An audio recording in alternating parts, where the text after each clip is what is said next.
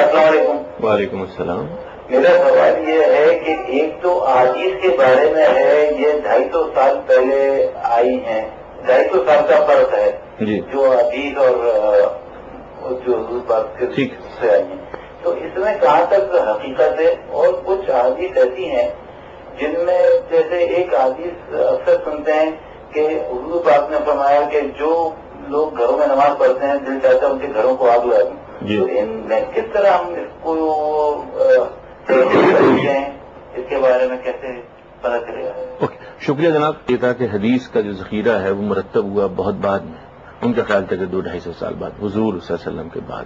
تو پھر اس کی کیا اوتھینٹسٹی، آپ کی کیا رائے؟ یہی بات یہ ہے کہ یہ بات علی الاطلاق ٹھیک نہیں ہے.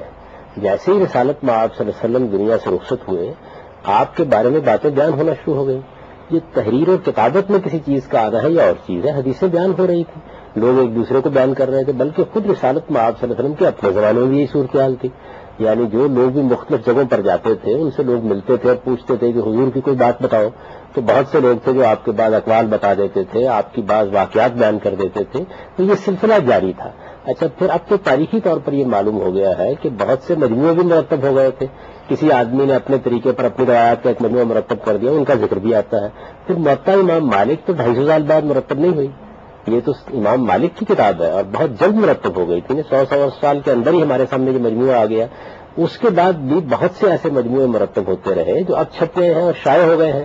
یہ جو مجموعے ہمارے پاس اس وقت موجود ہیں امام بخاری کا یا امام مسلم کا، یہ یقیناً بہت بعد میں مرتب ہوئے ہیں، لیکن اس میں پھر یہی ہونا تھا کہ تنقیح کر کے تحقیق کر کے ایک وقت کے بعد انہیں مرتب کیا جاتا ہے. یہ تاریخی ریکارڈ ہے، اس پر اللہ کا شکر کرنا چاہیے کہ یہ ہمارے پاس موجود ہے.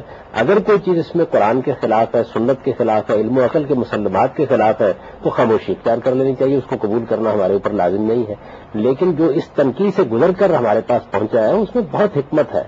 اس کے اندر رسالت مآب صلی اللہ علیہ وسلم کی زندگی کے ایسے واقعات ہیں، ایسی چیزیں بیان ہوئی ہیں جن سے ہمارے لیے بڑی معرفت دین کی حاصل ہوتی ہے. یعنی ہمارے پاس وہ مینز ہیں جن سے ہم اس ڈیٹا جتنا بھی موجود ہے اس ذخیرے کو میں سے چھان پھٹک کر سکتے ہیں آج بھی، بشرطے کہ ہم غلوب سے کام نہ لیں، افراط و تفریط سے کام نہ لیں. یعنی نہ یہ رویہ اختیار کریں کہ چونکہ یہ بہت دیر بعد چیزیں مرتب ہوئی ہیں تو یہ ساری دریا گرد کرنے کے قابل ہے. نہ یہ رویہ اختیار کریں کہ جو کچھ ان میں بیان ہو گیا ہے وہ حتمی حجت ہے. یہی کریں کہ قرآن سنت میں ہمارا دین ہے، بالکل محفوظ ہے، اس پر ہم عمل کریں گے، اس ذخیرے سے فائدہ اٹھائیں گے. جہاں کہیں کوئی بات قابل اطمینان ہوگی اس کے سامنے سر تسلیم کریں گے. اچھا، ان کو اشکال ہے اس روایت میں، اس میں حضور صلی اللہ علیہ وسلم نے فرمایا کہ میرا جی چاہتا ہے کہ میں لوگوں کے گھروں کو آگ لگا دوں جو نماز پڑھنے نہیں. یہ ایک بہترین مثال ہے اس بات کی جس پر ہم گفتگو کر رہے تھے کہ بارہ ایسا ہوتا ہے کہ آدمی ایک کتاب اٹھاتا ہے، اس کے اندر سے ایک روایت کو پڑھتا ہے، اس کو اس کا پس منظر نہیں معلوم ہوتا.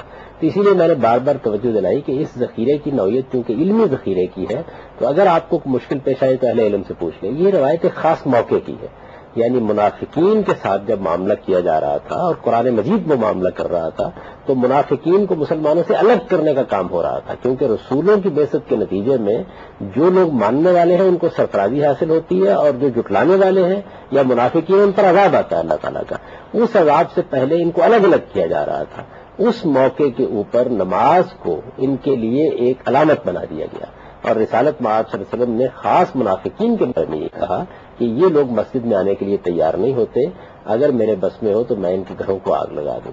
یہ خاص موقع، خاص محل کی بات ہے، اس کا آج کے لوگوں سے کوئی تعلق نہیں ہے. اس کو اس کے پس منظر میں سمجھ لینا چاہیے اور اہل علم نے سمجھایا اس کو اس کے پس منظر ایسے ہی سمجھایا، اسی طرح سمجھایا. روایات میں بہت روایات صحیح ہیں لیکن اس کا اطلاق اور اس کی اطلاق کیا ہے، اس کا موقع کیا ہے، محل کیا ہے. یعنی ایک موقع پر آپ ایک مجرم کے بارے میں ایک بات کر رہے ہوتے ہیں تو اس کو بعض اوقات جنرلائز کر کے سب کے بارے میں سمجھ لیا جائے. شکریہ. غامی صاحب ایک سوال سنتے ہیں.